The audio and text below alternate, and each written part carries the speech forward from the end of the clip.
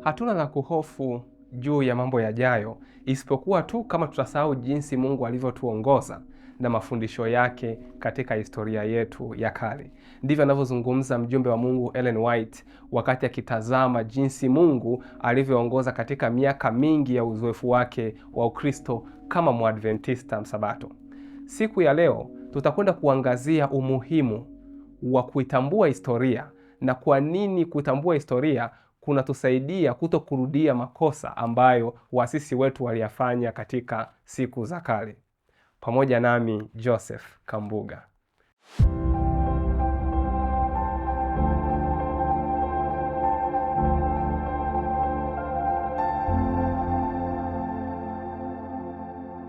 Tuombe. Bwana wetu Yesu Kristo, tunashukuru sana kwa historia ambayo tumekuwa tukijifunza mpaka sasa. Wakati huu tunapoangazia namna ya kujifunza katika historia ili tusirudie makosa ya kale, tunapoangalia jinsi ambavyo uzoefu wa 1888 ni wa muhimu hasa katika kipindi chetu, tunaomba Roho wako Mtakatifu akayaweke masomo haya ndani ya mioyo na tukatende sawasawa na vile ambavyo unatamani tuweze kutenda katika siku zetu hizi, ili tusirudie makosa ambayo umekwisha kutufundisha kwa kiwango kikubwa mno. Asante kwa kuwa uko pamoja nasi, tunakualika kwa jina la Yesu Kristo. Amina. Wakati Yesu Kristo akiwa na wanafunzi wake siku moja wakitoka Yerusalemu, walipita wakiwa wanamuonesha uzuri wa majengo ya hekalu. Yesu Kristo akawaambia, hamiyaoni haya yote? Amini nawaambieni, halitasalia jiwe juu ya jiwe ambalo halitabomoshwa. Kipindi Yesu Kristo anazungumza maneno haya, alikuwa akizungumza juu ya uangamivu wa Yerusalemu ambao ungetokea mnamo mwaka 70 AD. Wanafunzi wake mara ya kwanza hawakumuelewa Yesu Kristo alikuwa anamaanisha nini.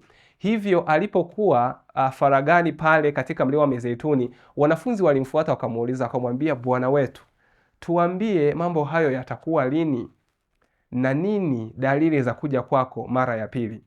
Sasa Yesu Kristo akiwa anawajibu wanafunzi wake, aliwafunulia matukio mengi sana ambayo historia ya Ukristo ingeyashuhudia, matukio ambayo yalihusisha mataifa kuwa na vita juu ya mataifa mengine, falme kupigana na falme, kuamka kwa magonjwa na njaa na kadhalika.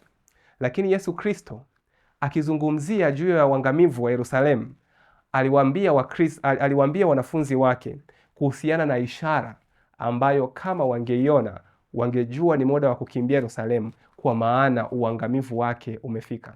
Yesu Kristo aliwaambia wanafunzi wake, basi mtakapoliona chukizo la uharibifu lile lililonenwa na nabii Danieli limesimama katika patakatifu, ndipo walio katika Uyahudi na wakimbilie milimani, naye aliye juu ya dari asishuke kuvichukua vitu vilivyomo nyumbani mwake, wala aliye shambani asirudi nyuma kuichukua nguo yake.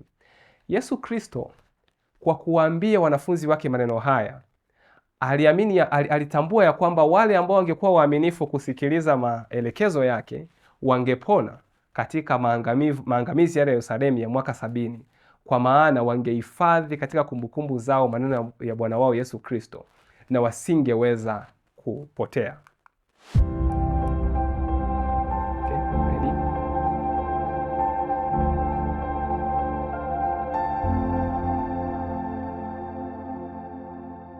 Kuhusiana na chukizo la uharibifu ambalo lingekuwa ni ishara ya wana wa Israeli kukimbia kutoka Yerusalemu, kwa maana uangamivu wa Yerusalemu umekaribia, mjumbe wa Mungu Ellen White ananena hivi.